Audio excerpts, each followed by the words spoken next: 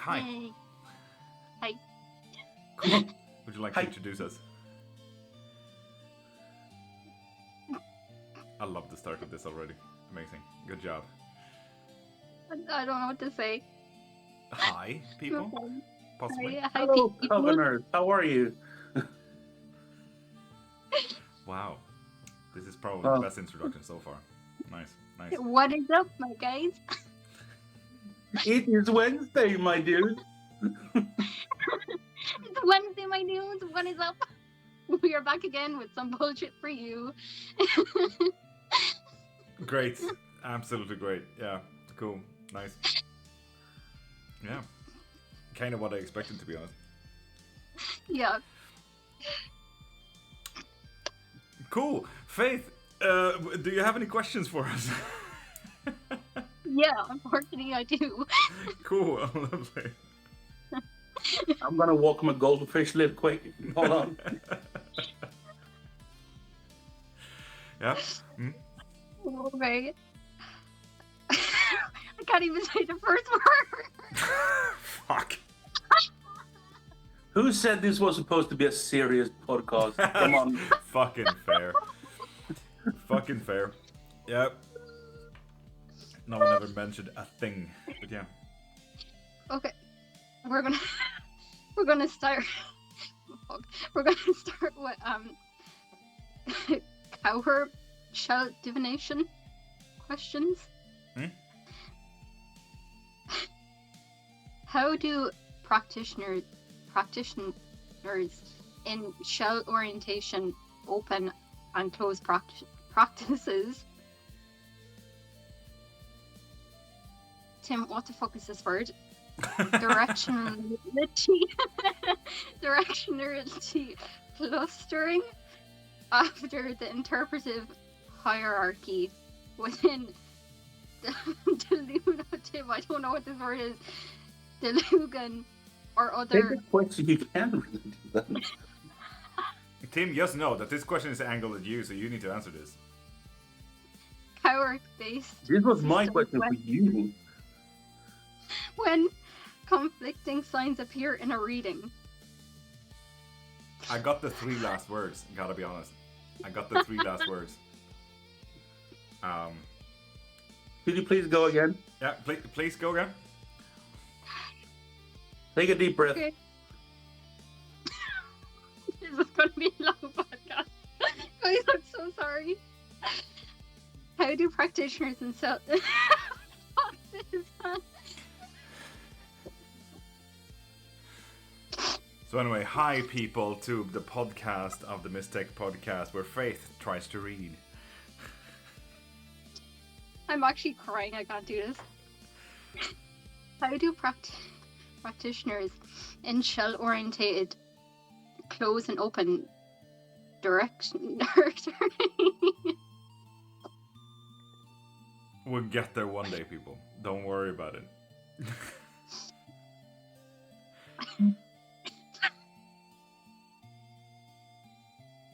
Any moment, honestly, yeah. Take your time, Faith. Oh, Bro, we're gonna have to start doing it again. Tim, I need your camera on here. The fuck? I'm here. The fuck? I'm here. I'm gonna do this, guys. So, how does practitioners... Did you say intel or intel? How do practitioners in shell orientation open close directionary clustering after the interpretive hierarchy within delugan or other cower-based systems with a conflicting sign appears in a reading?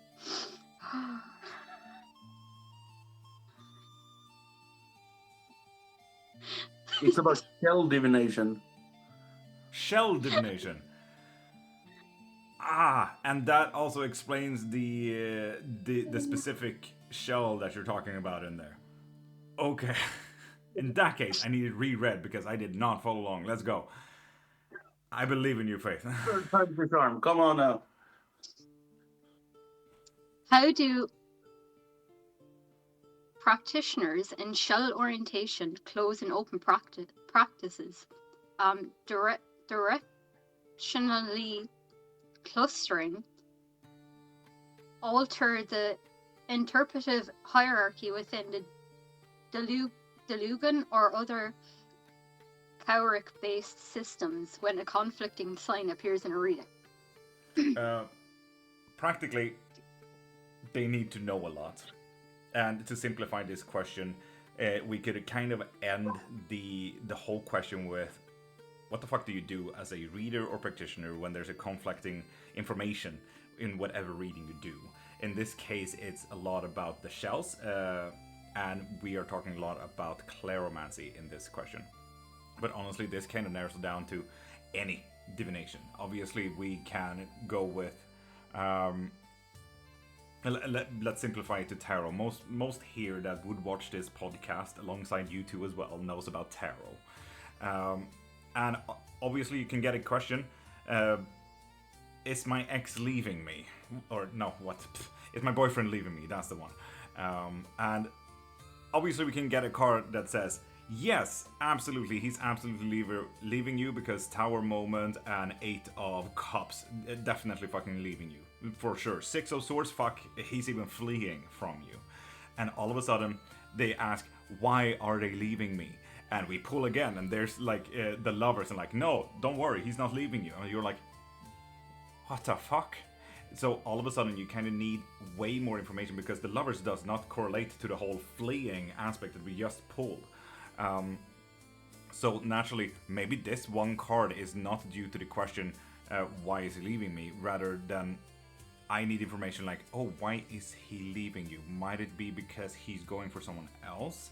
Or is it because his idea of love is something different from his and yours? Is he romanticizing the idea of love rather than being in love? So on and so forth. Like, you kind of need so much more context to any question as soon as any conflicting thing happens. And the exact same thing goes with shell practices. When you start throwing, depending on if they land upside down or upside, or way off in the distance and then another off in the distance, so all of a sudden you have two distances and saying, okay, these are isolated, and saying, no, but also yes. Anyway, how's your father looking? Like, you know, like, you kind of need to start asking, like one of those really weird psychiatrists, saying, and how does that make you feel? But yeah, it's that comes in any conflicting read, any conflicting practice, wherever there is. Same goes with, I actually like to open this up into something way greater than just any practitioner or reading. Same goes with anyone who reads different kind of tools. So for example, why I use my bones in my way, no one else would ever read the bones in my way. They will talk their bones in a different way. So the moment people ask me, how do you know if it's yes or a no, or why that looked like a guy throwing away garbage? Like, yeah, because that's how I communicated with my bones. Anyone else that does bones communicates in their way of communicating with their bones. All of a sudden you have conflicting practices because different communication styles. So yeah, it's like me talking English now, but Tim and I could start prata svenska så att ingen annan någonsin kommer förstå.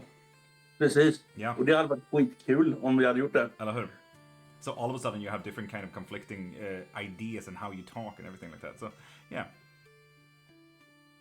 Kommunikation är väldigt bra att ha. Väldigt. A och O. Yep. So, Faith, I hope that answered your very lovely question. Do you have another question? In traditions where cowries serve as a medium for Orisha or ancestral communication, how is divinators' bias mitigated when themselves the spirit consulted, or environmental interferences? When they lie, honestly.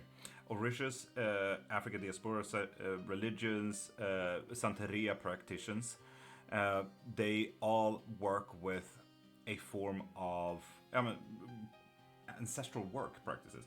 It's like me calling up my grandpa saying, "Hey, do you know how I fucking work with, I don't know, funds? What? Please help." This is practically the exact same thing, and especially when you start working with shells and cleromancy and everything like that. What happens here is when the reader starts being the reader and the ancestors answer. Obviously, I can. Oh, you want me to call my grandpa? Of course. He says we shouldn't buy that fund. Thank you, Grandpa. I'm gonna buy that fund later. Okay, thank you. Bye.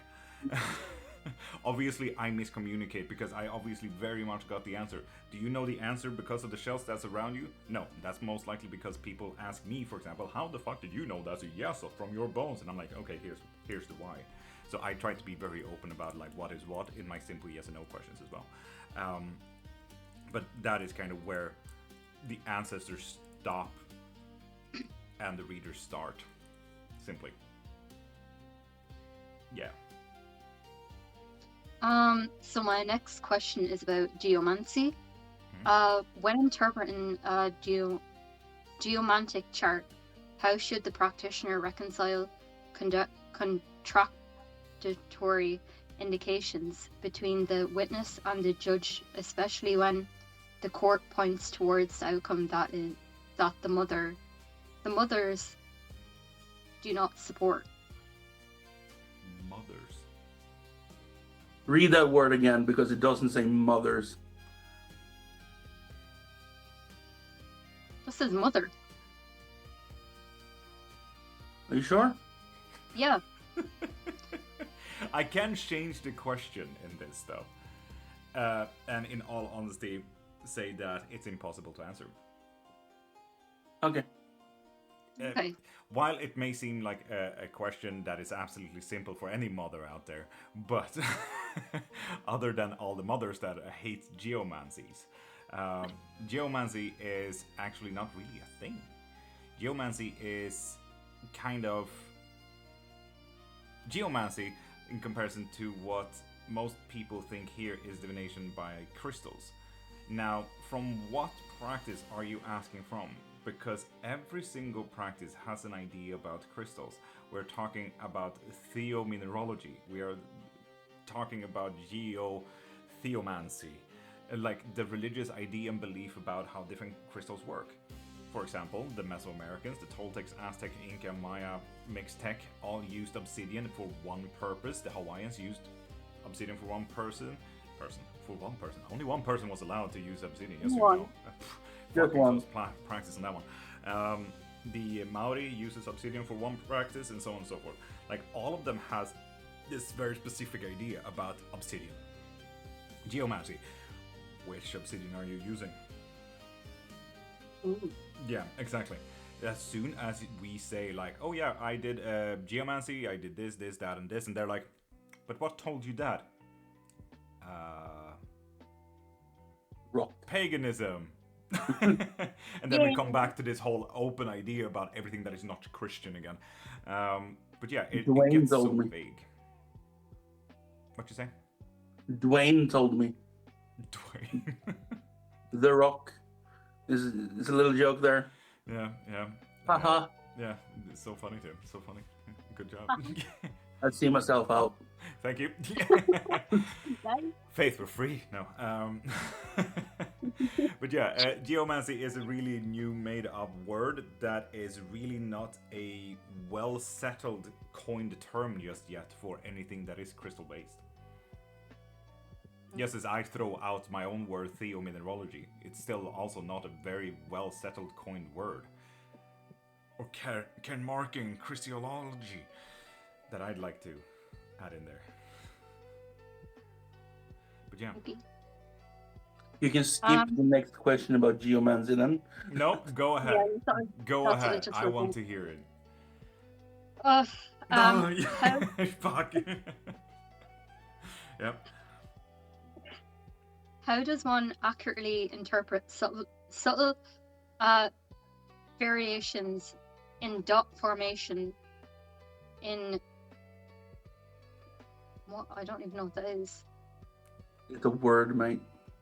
Manual geomancy examples: irregular spacing, unintended workings. or markings, sorry, without allowing noise or randomness to distort the intended symbolic structure of the 16 figures.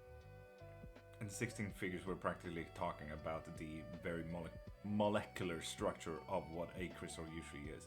But randomization is just more or less, we know that crystals are not randomized. We know everything about crystals, that it is very hefty and very strong structures. Just like magnesium is one shape usually when it comes out of the earth.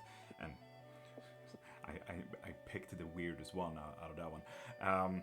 Quartz is definitely a thing. Bismuth is one of the most unique ones. If you guys don't know what that is, Google bismuth crystals. It's absolutely fucking stunning. One of my favorite ones. Some of them give off shine because they have a very fibrous structure in them, like labradorite or selenite, for example. Selenite, I love selenite. Yeah. Absolutely stunning stuff. But yeah, it's absolutely not randomized when it comes to crystal. Whether they form in bigger clusters, smaller clusters, where they have one big crystals and then small round and everything like that. Sure, it may look random, but it's really not. Like, you can kind of see the very structure of how copper monoxide, for example, makes the green tint or purple tint or whatever it is in a crystal, and where the heaviest compound was near that crystal, and you can kind of see how it grew from there.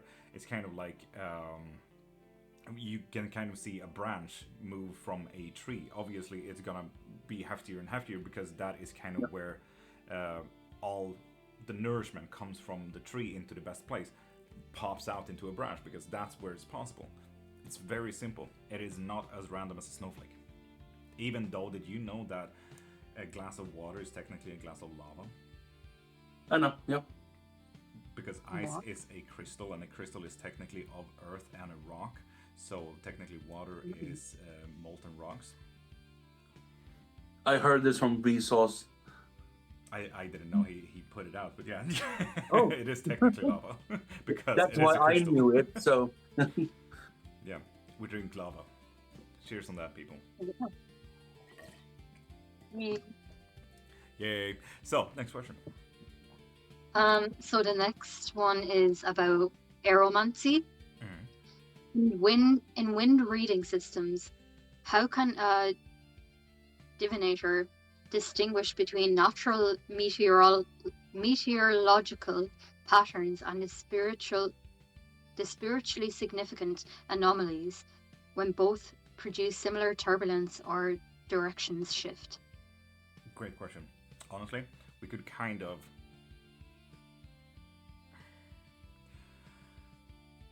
Predicting weather is practically what we're saying here.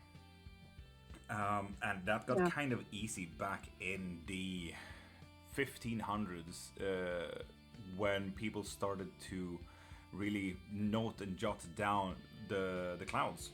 When we knew there was a what were they called? The columbus, the cumulus, the feather ones, and so on and so forth. Like, there are so many types of weather systems that will note the clouds, that will tell you, oh, it's windy up there, so it's going to be windy tomorrow. That cloud is there, so therefore it's going to be sunny tomorrow. Oh, it's going to be raining soon. And all of a sudden, we also, if we look into aeromancy, that also includes anything that flies. And that includes swallows as well. So as soon as swallows fly very low, we know that rain is gonna come, because there's a high pressure in the air. So that, therefore, there will be a big cloud build up in the sky. So it's quite simple to actually just read into. Whether that is a spirit or not, highly disputed. Not everything is a sign is practically where I want to end in that, I suppose. Oh yeah, love. If you haven't figured it out already, I've written these questions to... Break me. Yes. To challenge you a bit. Okay, I like that. We're trying our best. Yeah. Good luck. Because we know you like hard questions. Yeah, I love these. Absolutely stunning stuff. Okay, keep going. How should conflict in omens, such as a suspicious cloud formation occurring simultaneously within a suspicious wind interpretation. And that's kind of where interpretation kind of fucks the whole thing up. Anyone that watches TV or the weather system, they're like, oh, it's gonna rain tomorrow, and then tomorrow comes and you're like, no, it didn't rain. Why am I standing here with a fucking umbrella? Fucking shit fucker. So literally, you can just fault that whole question on the interpreter. Okay. Honestly, yeah. Simple as that. Because did you know That was a fucking easy question. Yeah, it is actually so simple that if anyone here were to Google wherever they are right now, and then put up, like just Google, for example, I'm in Stockholm right now. Stockholm, Sweden, radar.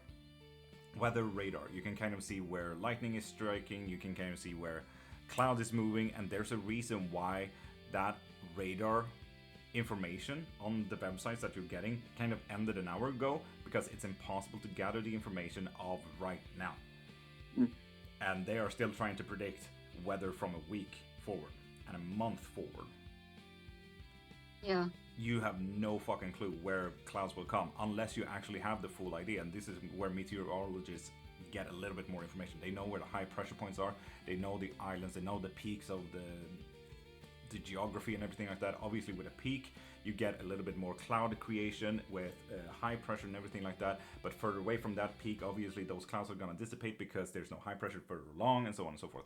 So, for example, if you were to look at the Gran Canarias, on a weathery day, you can kind of see, oh, it's going to be cloudy all day. But a few miles north of that, obviously, there's not going to be any clouds because the islands kind of just are not there. There's no peaks, no mountains, that's the word.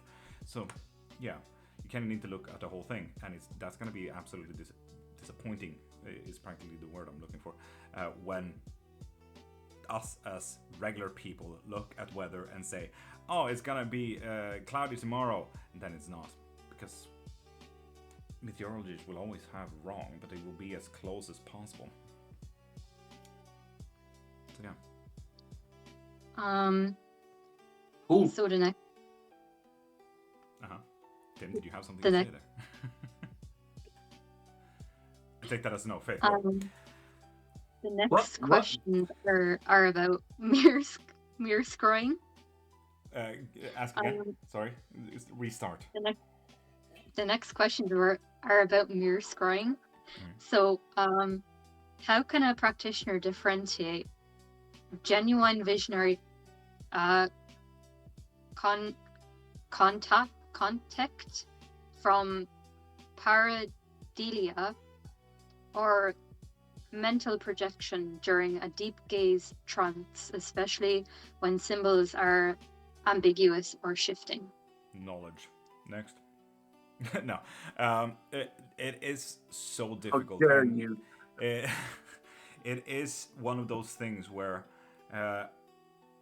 bitterness and utter happiness from me comes. One, not everything is a sign.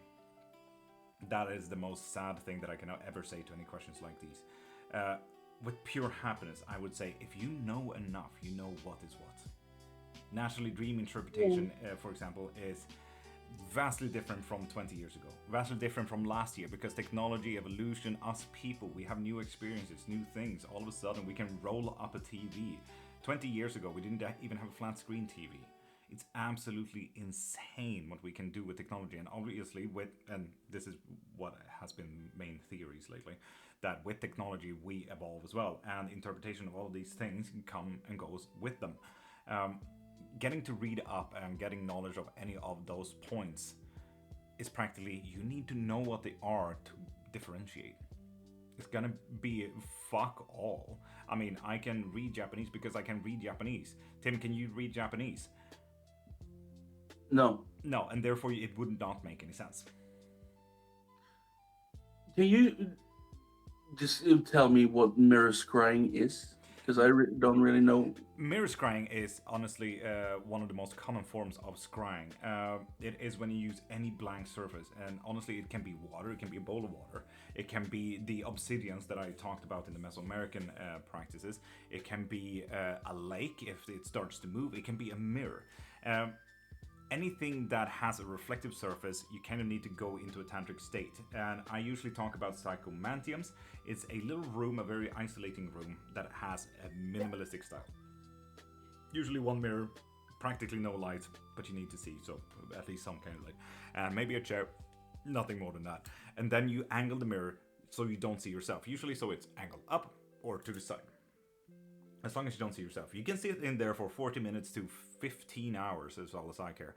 As long as you sit there, stare into this mirror, and you see what's happening. Then ancestors, practices are all different, but something will pop out. If it's information, it's ancestors, deities, gods, something on the other side will pop through and give you what you need. And that is practically the mirror scrying practice. It gets a little bit easier to get into a tantric state if, for example, you use any hallucinogenics, for example.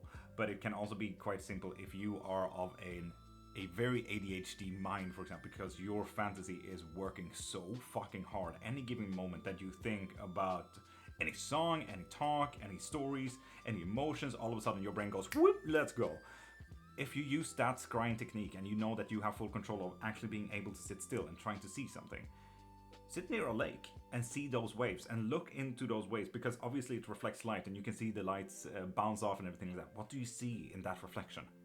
Is it a dog? Is it a cat? Is it a cow? Is it an alien? It can be literally anything. It's way simpler to use the mirror scrying in lakes because of that specific movement. That's really cool. Yeah. I also have like a follow-up question. Do you know when people are like working with like, I guess, mirrors, and this basically includes scrying, I guess. A lot of people, I guess, I'll use the term lock their mirrors with like spiritual practices. Would that be something that like can be done or should be done when like scrying? Just depends on the practice. Yeah, because like at the same time you don't know what you're possibly going to be like communicating with. Yeah, and it's exactly that. You pick up a phone and you don't know who's gonna open or take up the phone. Like, you don't know who's gonna answer the other side. Obviously, if you are good enough, you will absolutely direct call someone and you will manage. But if you don't know if you're gonna direct call someone, anyone can pick up. That is practically any of all of my practices. Anyone who wants to pick up, anyone who will speak, will speak. I don't like to leave anything for chance when it comes to, oh, what if someone doesn't answer? So I make a big fucking call. So anyone who wants to pick up will pick up. Has there ever been like an instance for you where you just straight out wouldn't choose to work with them? Naturally, yeah. There are several beings in this world that, yes, is icky.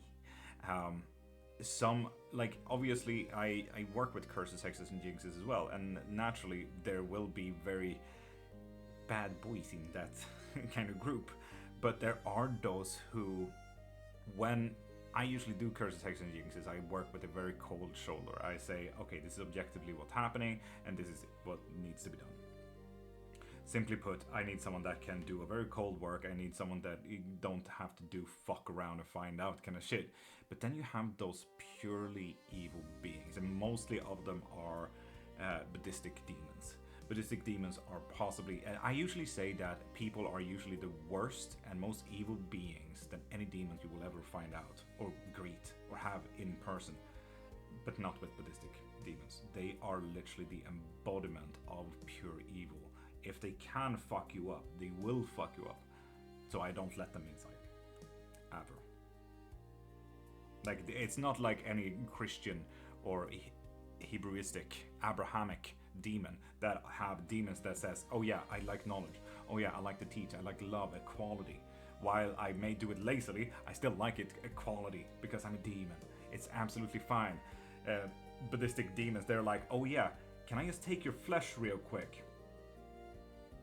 The story ends there. No, like, positivity behind any of it.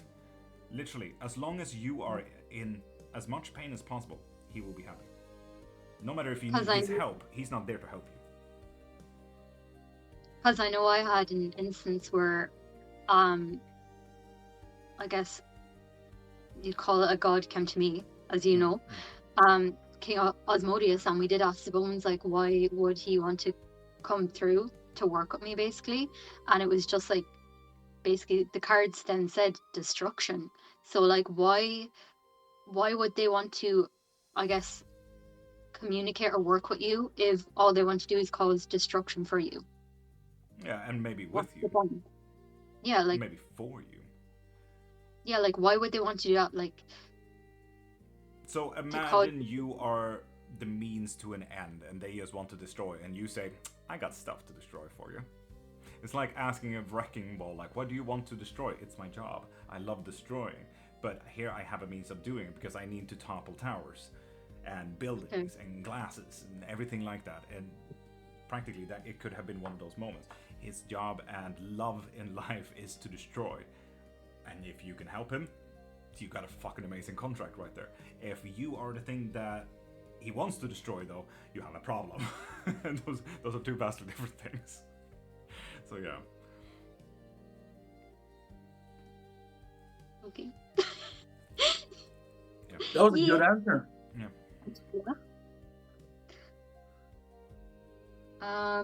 What methods can be used to interpret layered imagery appearing in mirrors? Can you ask it again? What methods can be used to interpret layered imagery appearing in mirrors? Your brain. And it's kind of the same thing when we talked a little about ADHD. the information that you need for getting to know anything. Obviously, and we need to kind of go into a very childlike idea about what information is. Do you guys know what a dog is? Fucking Jesus. Yes. Yeah. Do you know what an apple is? No. Yeah. Goddamn, Tim. Unfortunate. You really need to get your fruits up.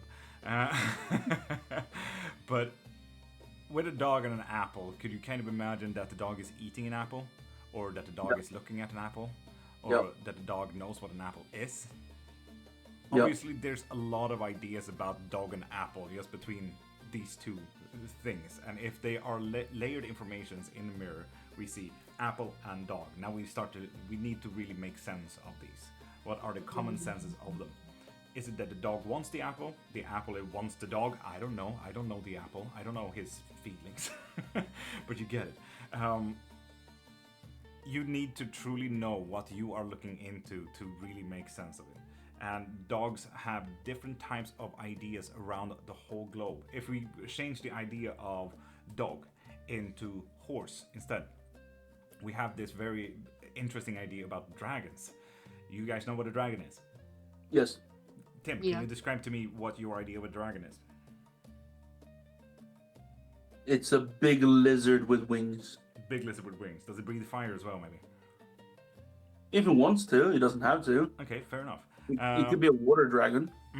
Faith, what's your idea of dragon? Basically like what Tim said. Okay. But like at the same time, my mind always thinks, what kind of culture are we talking about, and like background as well, because in Celtic mythology, like a dragon is completely different from, say, like maybe Indonesian cultures. So I'm not just thinking of like the one imagery of a dragon. There's multiple. And there are two very obvious ideas about dragons nowadays because they have become very popularized. It's the European idea, big lizard with wings that breathes fire. Or it's the East Asian idea of big long serpent god of a river, lake or water body, because that's what the dragons really are, they're gods. So we have big snake dragon and big lizard dragon. Practically one saying they have wings and one of them does not have wings. Fairly easy stuff. Now, there's a Sumerian dragon that's literally a horse. It's a scaled horse. So, am I looking at a dragon or a horse when I look into the horse? And why am I seeing scales in the rest of the mirrors? And why do I see it walking around? Wait a minute. There's a Hindu guy in the middle of this. Is this the Monkey King, maybe? And like all of a sudden, you need to know what you're talking about. You need to know what you're interpreting.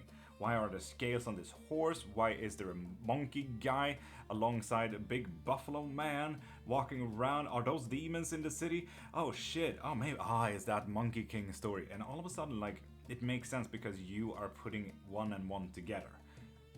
it's going to be vastly different if you don't know what a horse is, or a dragon is, or an apple, or a monkey. Because Monkey King, for example, as you may know, he is a pretty big figure in Shintoism and in Buddhism, depending on where on South to East Asia you kind of walk along those coasts. But obviously, do you know what a monkey is? Do you know what a man is? Why are they layering on top of each other? What the fuck? Is this monkey man? Is it Spider Man? And then like, Might be Luffy. It might be Luffy. oh my god. And then like you're thinking at the same time with something of that nature, could it be a trickster spirit? Naturally, yes. And let's be honest, Monkey King is absolutely a trickster. Yeah. 100%, yeah. Yeah. Yeah. So yeah, there you have it. Knowledge, again, to be honest. It's needed in everything. Tim, I didn't get to write the rest of the questions, so I'm going to let you read them. I can't get to them because then I need to turn off my camera. Oh no, do you guys have any impromptu questions then? Why? So in your live streams, you get asked many times, how long have you been doing this? And so on and so forth. And you've also told us that it's something you always done in your family, right? What made you expand your views on this? Anime. Cool. Next. I can give a little bit of a self-explanatory story here and my interest and everything like that. I grew up in a very pagan household, and while my mother did all the dowsing rods, look for my angel guardians and guides, did the tarot readings, we did bones, runes, we had everyone in my family on my mother's side had such similar interest, like it was almost a given. While we moved into my stepdad's and his 3 sons, all of a sudden life view kind of changed. They were football nerds, they played ice hockey, they were really not on the spiritual realm. But my stepdad was really understanding of all of this and found it very interesting himself. Even though he was really not in that world, he found it a bit, okay, this was kind of weird, but kind of cool to be honest, fair enough. But like my mother, my great-grandmother,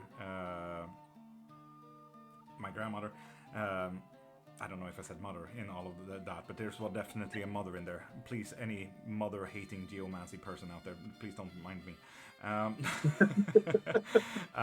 But yeah, we just started around. At the moment I was born, it was so simple. Like we started looking at astrology. That was really the first step in all of this. Like what time of star signs were we in? The Chinese, the Meso, the Jungian, and everything like that. Like we looked into archetypes, what would come, what was the day, the hours, the seconds. Like it was so well detailed, and it just kept going and going and going. And eventually, here in Sweden, Tim, I don't know if you remember Z-TV. Yeah, I do. Yeah. It's a real old channel that just went bankrupt back in the good old days. I think it was in like 4th grade for me, somewhere. I missed that channel so bad. It was a fucking good channel. It was Sweden's MTV, but it had anime on in the mornings and in the evenings. And they practically showed me 2 animes, and it was, well, 3 animes. It was Berserker, Full Metal Alchemist, and Samurai Champloo, all giving me fucking amazing ideas. And the thing is, Full Metal Alchemist is so well detailed into the knowledge of actual alchemical circles. No matter if those alchemical circles actually are existent from before, the knowledge of those alchemical circles are 100% correct, because alchemical circles are practically a circular language of how is my chemistry notes gonna be put down, how is coal gonna be integrated with air and heat and blah blah blah, and all of a sudden we got fire and blah, blah, blah. Quite simple stuff. Even though it looks like art pieces, it is absolutely 100% correct, even though they haven't been used earlier than the 2000s. And that just made me super fucking interested, and I started looking into it deeper and everything like that, and all of a sudden I got into Kemetic gods, Hellenic gods, and Shinto gods, and it just fucking rabbit holed into a lifetime full of studies. even though it was quite an easy lifestyle before I was 10, I think. It just went into a fucking slippery slope after that. The animes open up my world so fucking hard, and all of a sudden, here we are. Cool. That's really cool. Yeah, anime can do a lot. That's also why I learned Japanese, because I really wanted to know what they were saying, not just seeing the translation, because let's be honest, translation from Japanese is sometimes very weird. So yeah. What's your favorite practice? Voodoo. Ah, How did you end up getting initiated into voodoo? So, I love this. One of the books that I'm actually gonna post eventually will hold the bachelor's that I did that actually got me initiated. So my last bachelor is morbid tourism, as we call it here in Sweden, morbid tourism, but dark tourism, marketing, and the authenticity of both. How can you market morbid tourism and still have people interested and not have it morbid at the same time? And I wanted to really note down Stockholm's ethnographical museum, because they have a lot of voodoo items here. So obviously they need to market that somehow, but they can't have the skulls and human heads and the braids alongside that were meter long. Like, obviously you can't do that, but they can talk about the Swedish history about that one. Radio speaker that was really interested in all of that. And I got in contact. I went there for interviews and everything like that, and I went with the ethnographical person that was more deeper into the voodoo and African diaspora religions. And he said, oh yeah, by the way, tomorrow, this weekend, we're actually gonna have a voodoo priestess here that's gonna do a few rituals. I'm actually gonna guide a little bit. And I'm like, ooh, can I come? And he's like, I'll get a word in, absolutely, sure. And then I got invited, and all of a sudden I go into the museum day after, and this lady stands there at the front, and you know, one of those very classical things that you practically only see in movies, just looked at me, and she said, I dreamt about you. You want to be initiated, don't you? And I'm like, I wouldn't mind. yes, mommy. Yeah, exactly. And so there was me and this small group that went through the guiding and everything like that. And eventually, outside the museum, they have a few houses in Japanese style. They have a little courtyard of fireplaces and stuff like that.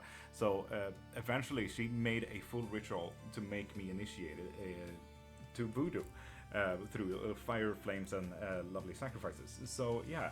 It was really interesting, really fun, and just because I wanted to write something about voodoo and voodoo tourism, here I am. So I'm quite happy about that. That's like really cool and amazing. It's so fucking random, and I'm so happy that it happened. So yeah. Can you put your own soul in a doll's body? If you want to. It's called a phylactery. If you want to look into the practice. That is practically how... what is it called? It's not an eldritch. Is it? Fuck, I forgot the word. There are very bad beings that are usually very into necromancy that don't have any souls. They are very undead. It's not an eldritch. I absolutely lost it. I should not be on a 4-day non-sleep kind of thing when I answer these questions. Like the simplest word just fucking loses me, but I can answer any other question. Shit. God damn it! Fuck. There's a real practice for necromancers to put their soul and heart into phylacteries, and phylacteries are practically bottles or containers of your soul, so you can have it in a different space. Usually they have it as a necklace. So yeah, so they can become stronger because they cannot be in contact with their soul. So you mean that I could become Chucky the doll if I truly want to? If you truly want to, yeah. Fuck yeah! Did you know that the moon can be considered a phylactery as well? You can be Chucky the moon. Oh. Yeah, exactly. It can be anything that can contain anything, and we all know that the moon, I don't know if I say we all know, but so most people know that the moon contains lava in lava tunnels inside of it, because we can see the collapsed tunnels at some of the outer shells of the moon. So we know that there are more tunnels inside of the moon, which means that the moon is also a container of something, which means you can put your souls into it, which means that you can have it as a phylactery, which means you can have the moon as your necromantic source of power. So that's what J.K. Rowling based the Horcruxes on, then. Yeah, exactly. Fucking Christ, what's it called? Give me 2 seconds. I'm so fucking mad at this. I can give you 5 seconds. But yeah, J.K. Rowling did base a lot on a lot of witchcraft. She just did it wrongly. Yeah.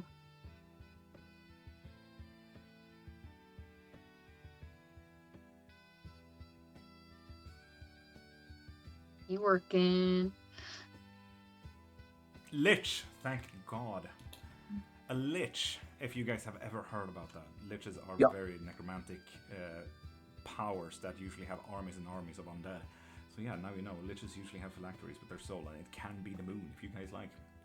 As well I as your think I've truth. heard of that in like The Witcher. I think The liches named are some. definitely in The Witcher, yeah. Yeah. The liches are everywhere. It's one of those common ideas. So yeah. Do you have any more questions, Faith? I do. You have a few So minutes. I was randomly scrolling through videos on TikTok, and I came across a few videos where people would, like, I guess, romanticize deities or gods or spirits, like demons, whatever you want to say. Why do people do that? Very common Like- idea about like why are they romanticizing movie characters. Honestly, it's the exact same thing. While there are people out there that are actively dating their deity, if they are dating Ares, if they are dating Lucifer, if they're dating Aphrodite, they are doing that just like they are mentally canonizing themselves with Marvel's Spider-Man. If they are canonizing their ideas about, and literally the whole shipping culture, that is kind of where it gets well rooted, because if that's possible, you can also date the deities that have this idea about tangible structure in your life. Obviously, if you have a relationship with someone, and let's be honest, if anyone here works with deities, you have a relationship with their deity. Just like I have a deity, just like I have a relationship with my mom, and I try to not have it. I have a relationship with my wife. That's one form of relationship. I have a relationship with my best friend. That's a form of relationship. Because friendship, lovers, partners, parents, enemies, frenemies, all of these are all relationships. Whether you romanticize this relationship or not. Yeah. It really just narrows down to the shipping culture of today's modern age. Yay, fun. It also very weird when you start seeing in commentaries on TikTok videos when they start sexualizing and romanticizing your deity, and you're like, this is so disrespectful. Yeah, that's kind of why I asked it, because I'm like, I don't know, I feel for me it's like a serious boundary, I guess, that you're like really pushing or crossing to do something like that, and it's like a big like lack of respect as a whole Absolutely. for who they And are. that's the thing, like, while we may feel that it is disrespectful and anything, but we honestly don't know their relationship to their deity. Maybe their deity is forced, we don't know. Maybe their deity actually really likes what they're doing. Who knows? It's their deity. It's not ours. Yeah. But imagine the flex saying that you're dating Aphrodite, though. Yeah, the most He's basically the envious god of being love. ever. Yeah. I would not call that a flex. You know who I would call a flex? My wife. That is Yeah, a because flex. she's an actual goddess. Yeah. Rest my case. So yeah. He should join an episode of the podcast sometime. When she's not sick, but yeah. Absolutely. Well, Yeah. that might 'Cause happen right now sometime. she sounds a little bit like this, so you know. Yeah. Jesus Christ, yeah. Yeah. Maybe one day. That would be cool if like we could actually like have Mai as an actual goddess, like properly worship He her. is the 'Cause Calvin's can. goddess. I actually like to add, like, what is the problem of literally worshipping anyone? Make Yeah. up a little altar. Like in today's age, obviously, if you like, if I'd like to worship you, Faith, for example, obviously I already have a photo. I have your contacts in WhatsApp. I could use your photo, put it up on a little altar, have a little candle, have your favorite foods, your offerings, and everything like that, and tribute my actions towards you. Give you my energy and focus and channeling my thoughts and prayers and ideas towards you. Why would that worship be any stranger than any god, deity, or spirit, ancestor, whatever you have out there right now? Obviously, you can start Yeah. worshipping me in the exact same way, just like you can start worshipping Tim in the exact same way. We all have his photo; it's right there, that ugly mug. But yeah, The fuck? don't worry about it. But yeah, honestly, any type of worship is still a type of worship. For example, how many idols today? How many celebrities are not worshipped in the exact same way? Like any gods were worshipped back in the good old days. Because, like, I know for me, like, I do actually have candles on my altar that are, like, dedicated to you and my. So, And thank you for that. So yeah, that's literally the same kind of thing. Whether you call it worship or help or focus, it's really up to you. So yeah.